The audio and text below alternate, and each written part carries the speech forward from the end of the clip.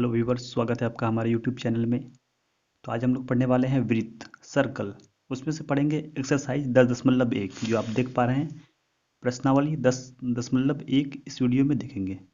और ये वीडियो जो बन रहा है ये आप जो 2021 में जो एग्ज़ाम होने वाला है उसके अकॉर्डिंग ये वीडियो है। 2021 के एग्ज़ाम में, 10th के एग्ज़ाम में किस टाइप का क्वेश्चन पूछा जा रहा है, उसी से रिलेटेड कौन सा क्वेश्चन पढ़ना है, कौन सा नहीं पढ़ना है, उसी से रिलेटेड ये वाला वीडियो है।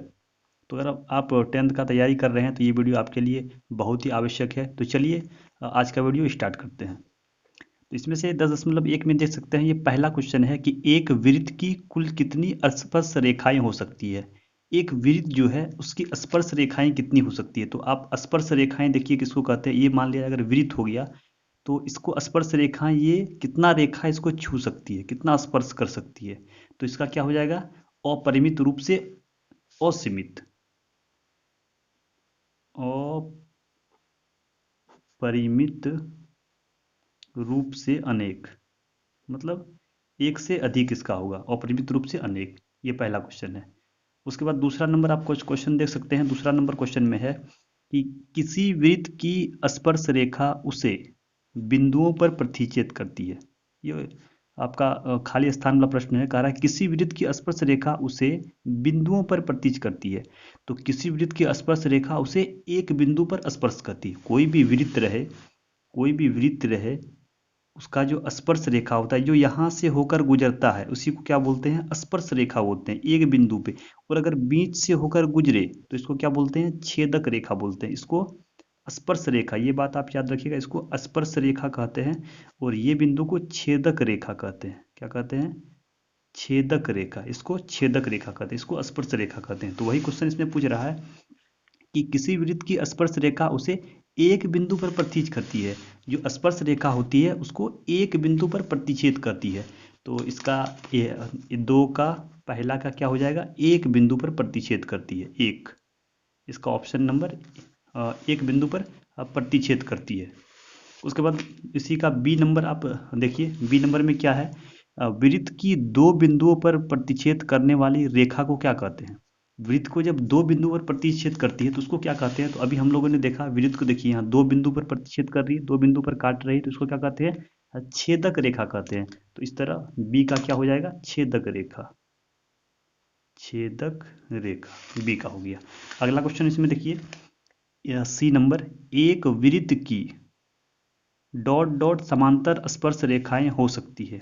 तो एक वृत्त की कितना समांतर रेखाएं, स्पर्श रेखाएं हो सकती है, तो दो समांतर स्पर्श रेखाएं हो सकती है। दो समानांतर स्पर्श रेखाएं जो होती है, एक छेदक रेखा, एक स्पर्श रेखा। तो दो समानांतर स्पर्श रेखाएं हो सकती है। तो सी नंबर का हो जाएगा दो, दो समांतर स्पर्श रेखाएं हो सकती है। अगला क्वेश्चन इसमें देखिए, ये ज़्यादा आपको ये नहीं करना है, ये एक नंबर वाला प्रश्न है, इस टाइप का एक नंबर का प्रश्न आ जाएगा। डी नंबर में है वृत्त और उसकी स्पर्श रेखा के उभयनिष्ठ बिंदु को क्या कहते हैं। तो स्पर्श बिंदु कहते हैं। स्पर्श रेखा, वृत्त और उसकी स्पर्श रेखा के उभयनिष्ठ बिंदु, जैसे ये वृत्त है और स्पर्श रेखा, ये उभयनिष्ठ बिंदु हो गया। वृत्त का उभयनिष्ठ बिंदु और स्पर्श रेखा, तो इसको क्या कहेंगे, इसको हम लोग स्पर्श बिंदु कहेंगे। ये जो बिंदु है इसी को कहेंगे स्पर्श बिंदु।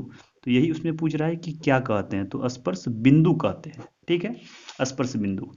ये आपको क्लियर है। तो चलिए 3 नंबर क्वेश्चन में बढ़ते हैं। 3 नंबर क्वेश्चन, जैसा कि आप देख पा रहे हैं, 3 नंबर क्वेश्चन में कह रहा है 5 सेंटीमीटर त्रिज्या वाले एक वृत्त के बिंदु P पर स्पर्श रेखा PQ वृत्त के केंद्र O से जाने वाली एक रेखा से बिंदु Q पर इस प्रकार मिलती है कि OQ बराबर 12 सेंटीमीटर, PQ की लंबाई। आपके पास ये ऑप्शन दिया हुआ है कि PQ की लंबाई क्या है। तो चलिए इसको फिगर के माध्यम से समझते हैं कि ये क्वेश्चन क्या कह रहा है।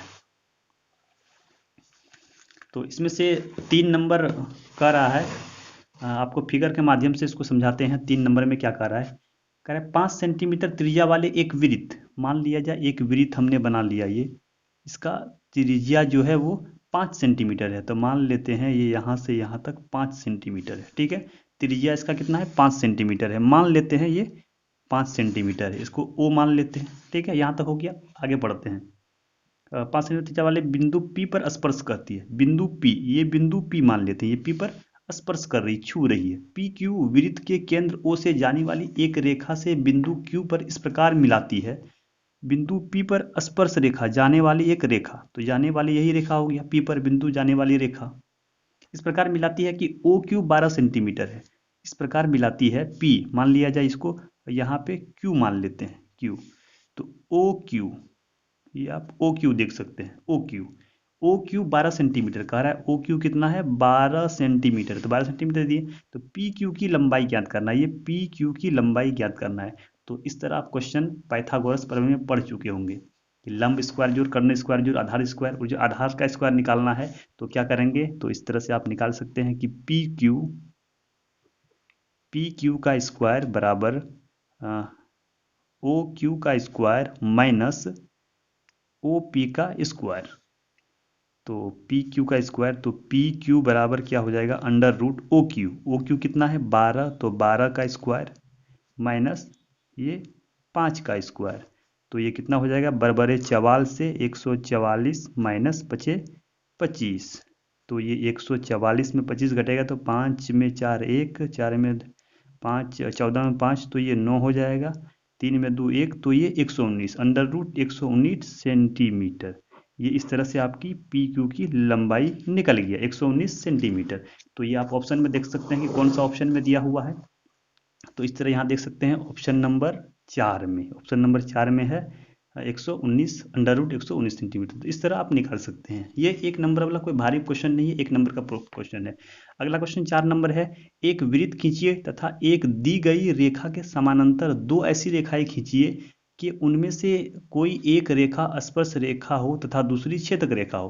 कह रहा एक वृत्त खींचिए तथा एक रेखा के समानांतर दो, एक रेखा दिया हुआ है और दो ऐसा रेखा खींचना है जो समानांतर हो और एक रेखा स्पर्श रेखा हो, दूसरा छेदक रेखा हो। तो ये इजी सवाल है।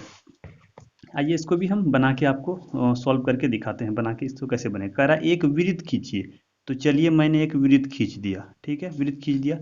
उसके बाद मान लिया जाए इसका केंद्र ओ है, एक वृत्त। कह रहा है एक रेखा खींचिए, एक वृत्त के एक रेखा, कोई भी एक रेखा दिया है, इसमें से और दो रेखा, इसके समानांतर दो रेखा खींचिए, एक स्पर्श रेखा हो एक छेदक रेखा हो। तो इसमें से दो और रेखा मान लिया जाए, इसको स्पर्श रेखा खींच देते हैं, स्पर्श करके जा रही है तो ये स्पर्श रेखा हो गया, ये यहाँ से ये समानांतर पे है। और एक कह रहा है कि छेदक रेखा, तो ये एक छेदक रेखा खींच दी, ये भी यहाँ से यहाँ तक क्या है, समानांतर है। तो इस तरह से आपका ये आंसर तैयार हो गया। इस तरह से आप इजी मेथड में सॉल्व कर सकते हैं।